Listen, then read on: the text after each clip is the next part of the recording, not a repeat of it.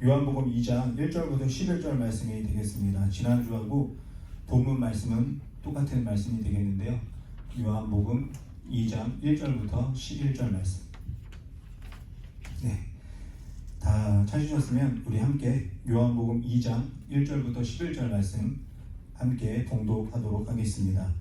사흘째 되던 날 갈릴리 가나에 혼례가 있어 예수의 어머니도 거기 계시고 예수와 그 제자들도 혼례의 청함을 받았더니 포도주가 떨어지니라. 예수의 어머니가 예수에게 이르되 저들에게 포도주가 없다 하니 예수께서 이르시되 여자여 나와 무슨 상관이 있나이까 내 때가 아직 이르지 아니하였나이다. 그의 어머니가 하인들에게 이르되 너희에게 무슨 말씀을 하시든지 그대로 하라 하니라. 거기에 유대인의 정결 예식을 따라 두세 통 드는 돌 항아리 6이 놓였는지라.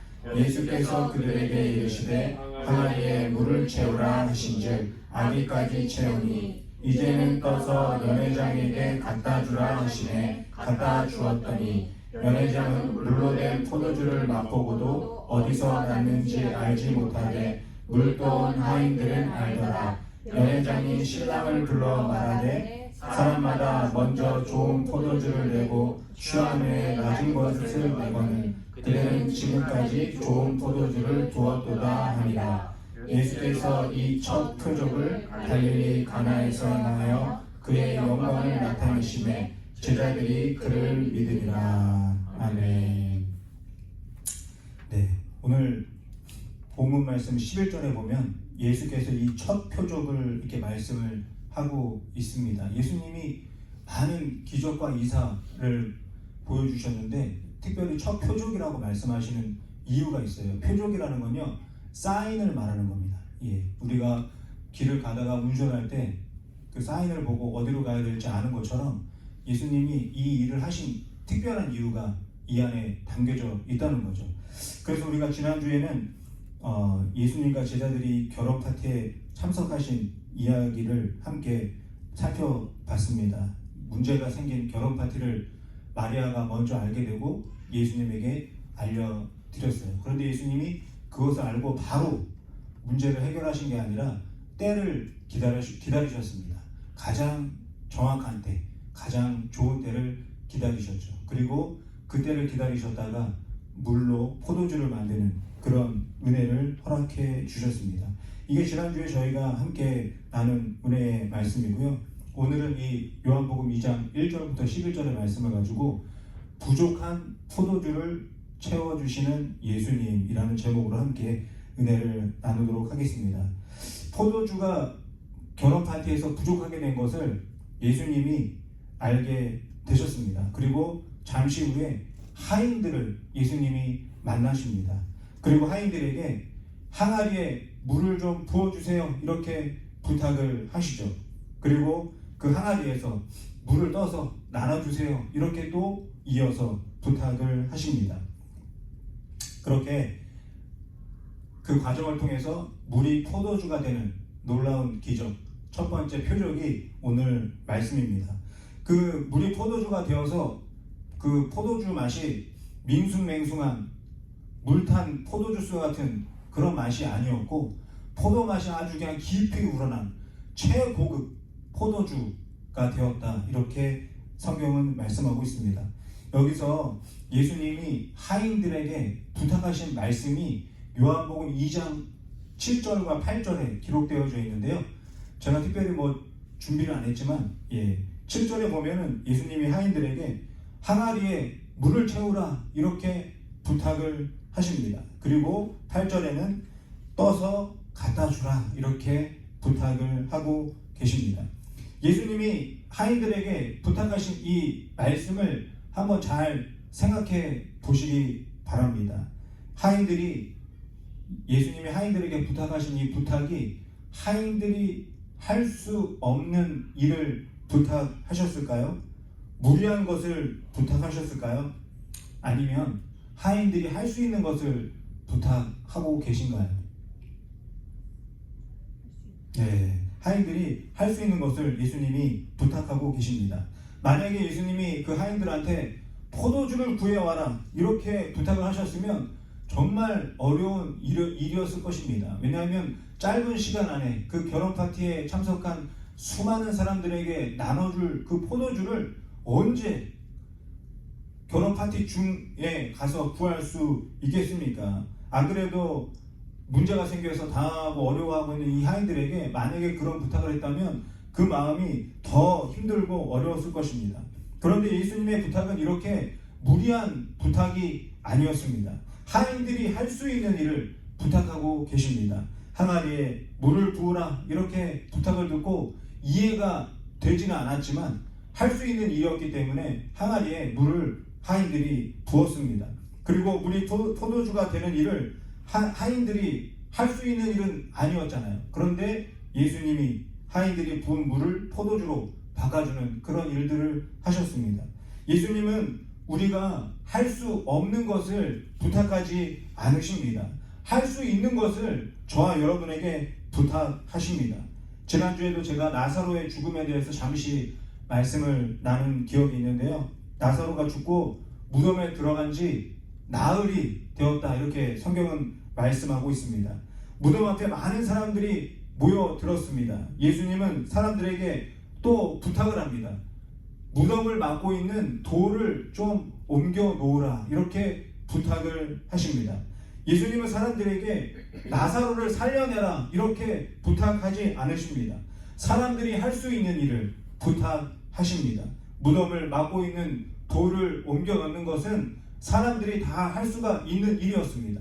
예수님이 부탁하신 말씀대로 무덤 앞에서 돌을 옮겨 놓자 예수님께서 죽은 나사로를 살려내셨습니다.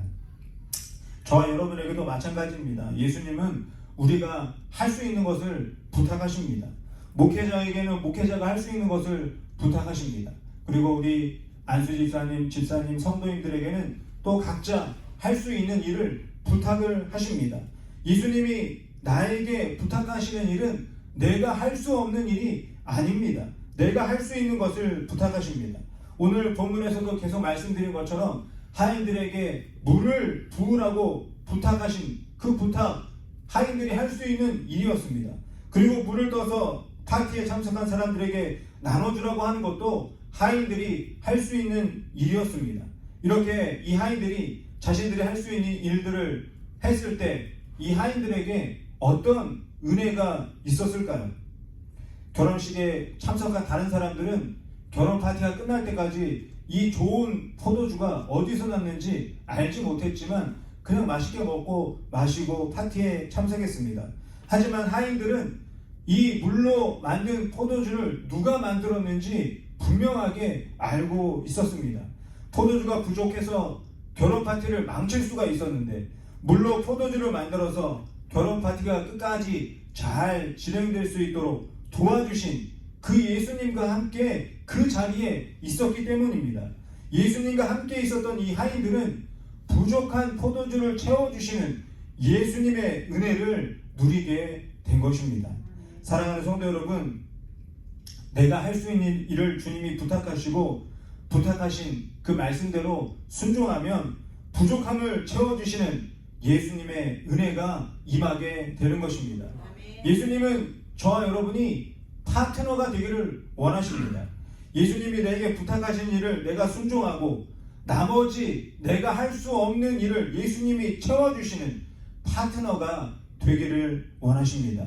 오늘 본문 말씀에 나오는 예수님과 하인과 같은 그런 관계가 되기를 원하고 계시는 것입니다. 창세기 2장에 보면 하나님께서 아담의 아내 하와를 만드는 내용이 쫙 기록되어져 있습니다. 모든 짐승의 이름을 다 지어주고 있던 그 아담을 위해서 아담의 갈빗대 하나를 취해서 하와를 만들어 주십니다.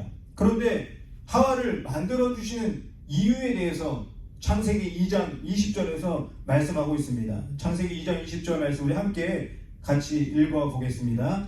아담이 모든 가축과 공중의 새와 들의 모든 짐승에게 이름을 줍니다. 아담이 돕는 배필이 없으므로. 아담이 돕는 배필이 없으므로 이렇게 말씀을 하고 계십니다. 하와를 만들어주신 이유가 뭐라고 하고 계십니까? 돕는 배필이 되라는 것입니다. 아담이 하와를 돕고 하와가 아담을 도우라는 것입니다. 서로의 부족한 부분을 서로 채워주라는 것입니다. 남자의 부족한 부분을 여자가 채워주고 여자의 부족한 부분을 남자가 채워주길 원하면서 하나님께서 돕는 배필을 만들어 주셨습니다. 서로의 부족함을 봤을 때 평가하고 비판하고 비교하라고 돕는 배필을 만들어 주신 것이 아닙니다. 서로의 부족한 부분을 보면 채워주라고 돕는 배필을 만들어 주셨습니다. 예수님의 어머니 마리아가 요셉과 결혼하기 전에 정혼이라는 기간을 가지고 있었습니다.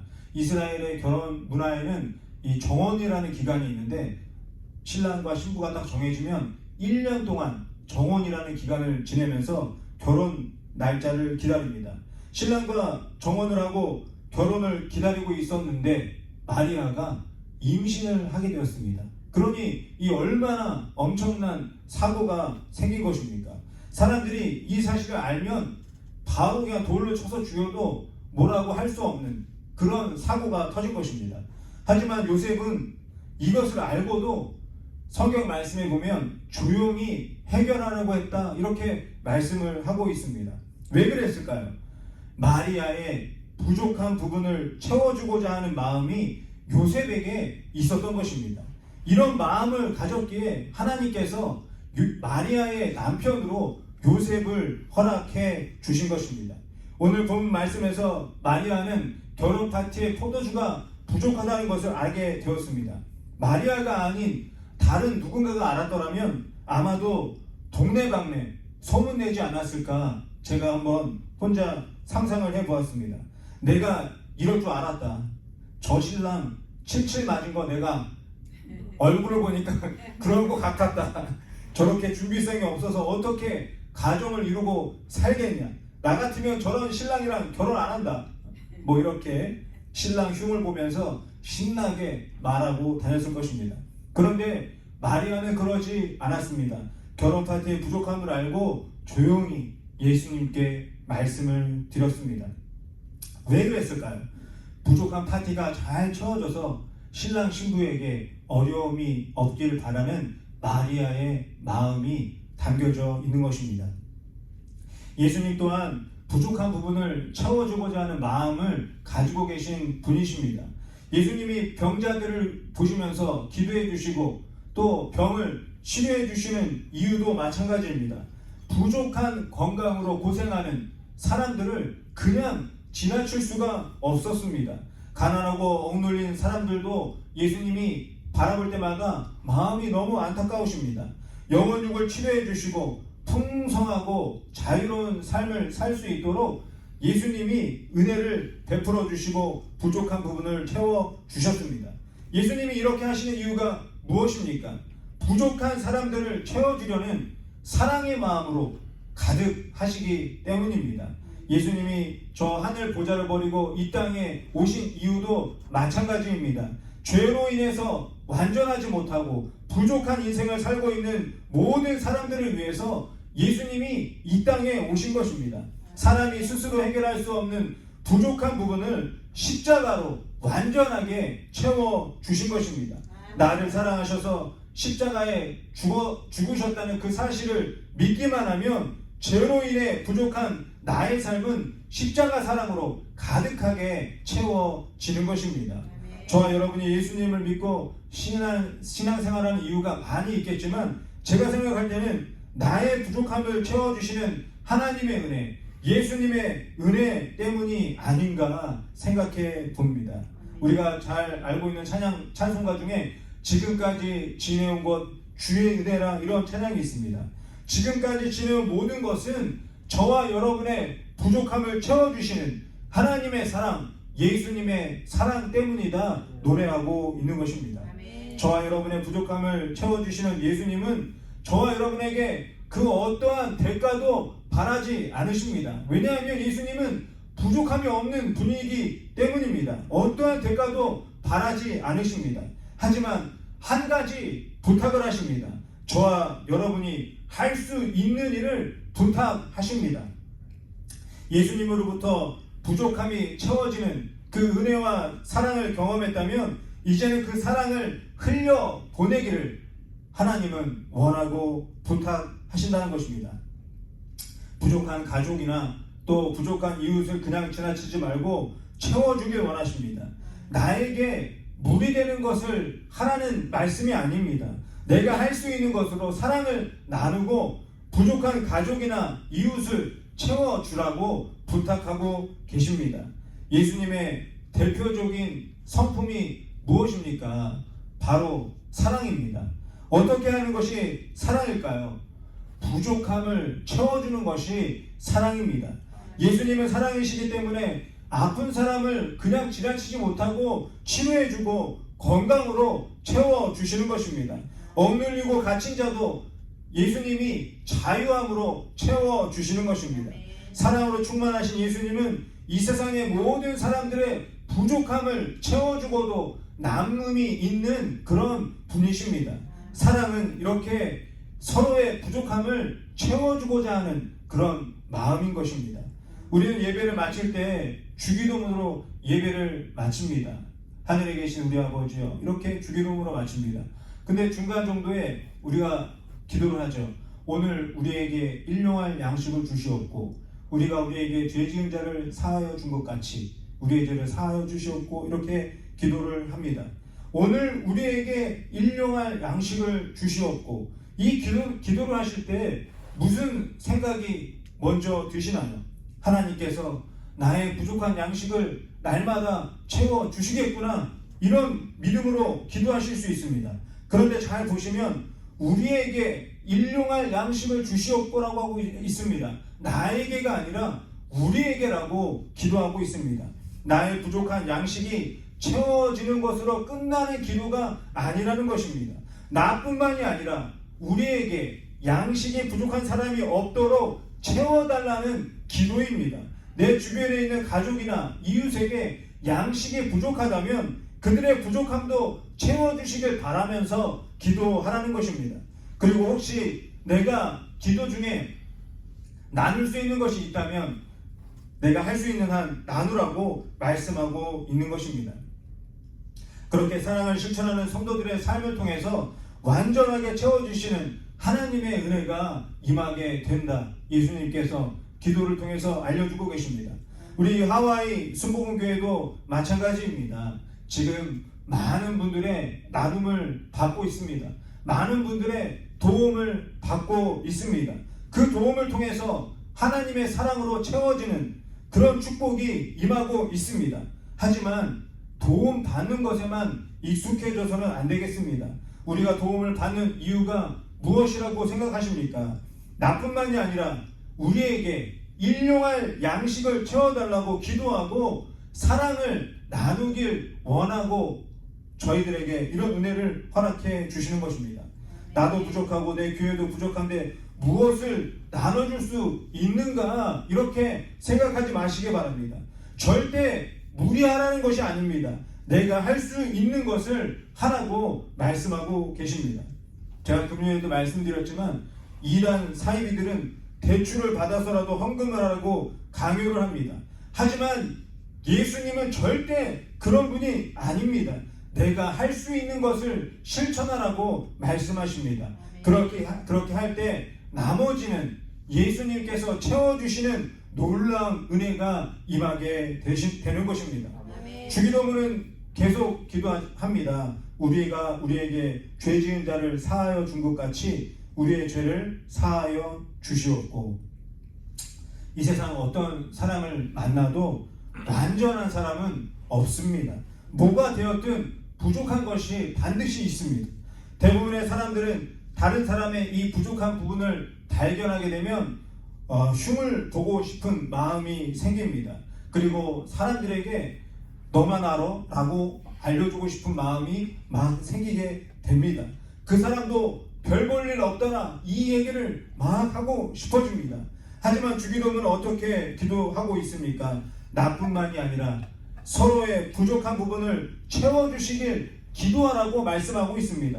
다른 사람의 죄와 허물, 부족한 부분을 어떻게 하면 채워줄 수 있는지 기도하라고 말씀하고 있습니다.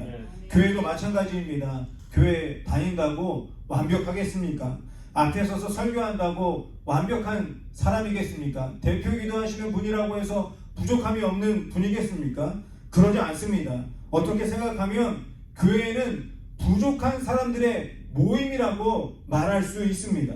하나님의 은혜와 예수님의 사랑으로 체험을 받아야 살 수 있는 사람들의 모임이 바로 교회입니다. 예수님도 말씀하십니다. 누가복음 5장 31절 32절에서 말씀합니다. 같이 읽겠습니다.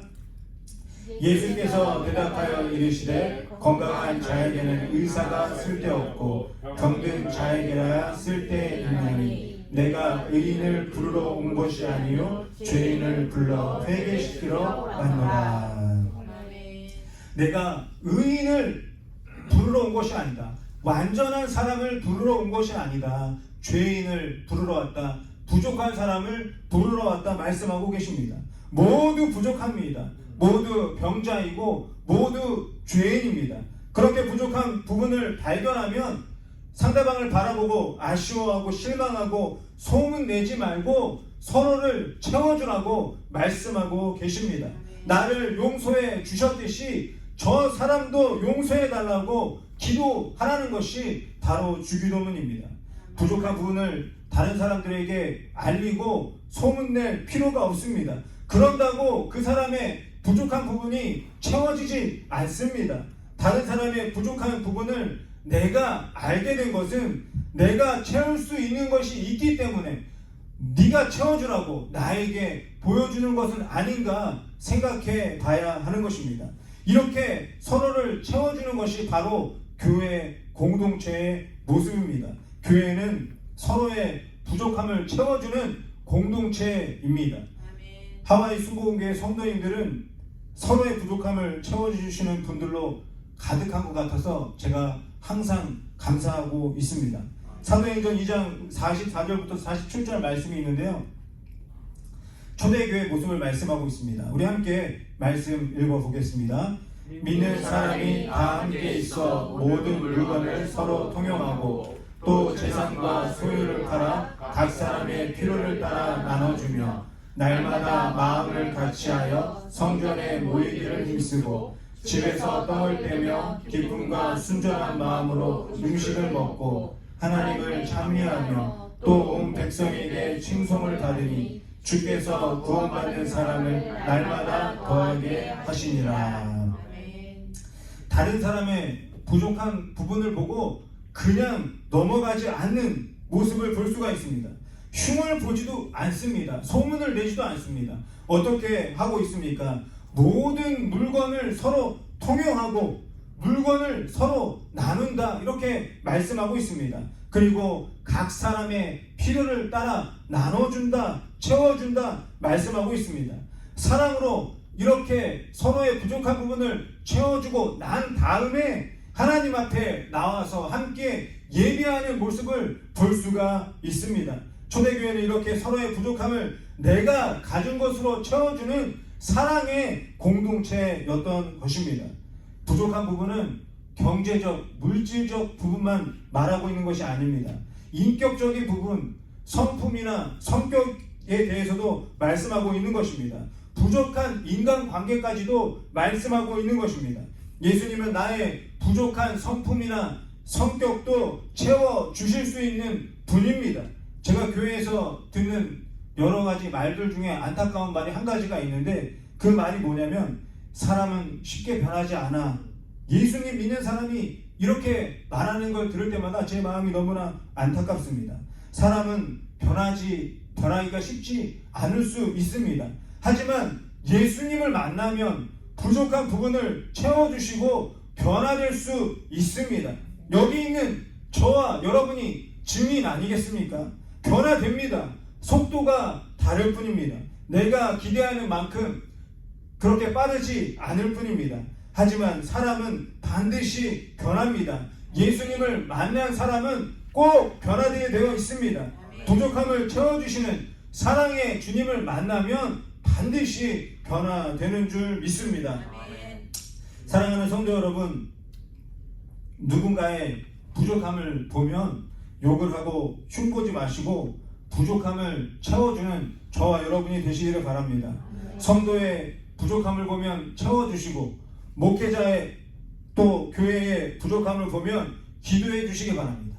또 이웃 교회의 어려움이나 부족함을 보면 야, 잘됐다 이렇게 생각하지 마시고 우리가 채워줄 수 있는 것이 무엇이 있을까 기도해야 하는 것입니다. 마태복음 7장 12절에서 예수님이 말씀합니다. 우리 함께 큰 목소리로 읽어보도록 하겠습니다.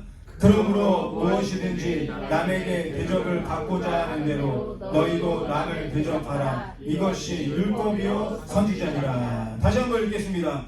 그러므로 무엇이든지 남에게 대접을 받고자 하는 대로 너희도 남을 대접하라. 이것이 율법이요 선지자니라. 부족함을 채워주고자 하는 그 마음이 사랑이라는 것을 강조하고 있는 것입니다. 남에게 대접받고 싶은 대로 너도 남을 대접해라. 그것이 말씀이다. 그것이 말씀을 선포하는 선지자의 모습이다. 이렇게 말씀하고 있는 것입니다. 부족함을 채워주려는 사람은 하나님을 닮은 사람입니다. 하나님의 사랑으로 부족한 부분이 채워진 은혜가 있는 사람입니다. 그렇기 때문에 남에게 대접받은 것을 또 대접받고자 하는 대로 남에게 먼저 대접하는 삶을 살게 된다 말씀하고 있습니다. 말씀을 정리하겠습니다. 결혼 파티에 포도주가 없어서 남치기 직전이었습니다. 어떤 사람들은 걱정을 했을 수도 있고, 또 어떤 사람들은 내가 이럴 줄 알았다 이렇게 하면서 흉을 보는 사람도 있을 수 있습니다. 하지만 예수님을 통해서 알 수 있는 것이 무엇입니까? 결혼 파티의 부족한 부분을 그냥 넘어가지 않고 부족한 포도주를 채워주셨다는 것입니다. 사랑의 마음을 가진 사람은 이렇게 예수님처럼 이웃의 부족함을 그냥 지나치지 않습니다. 내가 채워줄 수 있는 것이 무엇이 있을까 기도하고 사랑을 실천하는 것입니다. 내가 할 수 있는 것으로 부족한 부분을 채워주고자 할 때 예수님께서 내가 할 수 없는 부분까지 풍성하게 채워주시는 놀라운 은혜가 임하게 되는 것입니다. 우리 교회도 부족한 것이 많이 있습니다. 하지만 분명히 지금 이 상황과 환경 속에서도 이웃의 부족한 부분을 채워줄 수 있는 것이 있을 것입니다. 물을 부어주세요. 돌을 옮겨주세요. 이렇게 할 수 있는 것을 사람들에게 부탁하신 것처럼 내가 할 수 있는 것을 예수님이 부탁하실 때 말씀대로 순종하는 이 교회와 성도님들 되시기를 예수님의 이름으로 간절히 축원드립니다. 그 순종을 통해서 사랑이 흘러가고 부족함이 채워지는 은혜, 풍성하게 채워주시는 은혜를 누리고 살아가는 저와 여러분이 되시기를 예수님의 이름으로 간절히 축원드립니다.